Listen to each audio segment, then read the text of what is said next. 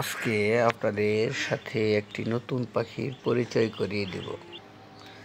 পাখিটিকে ভিডিও করতে গিয়ে আমি একটা পচা নর্দমায় পড়ে গিয়েছিলাম।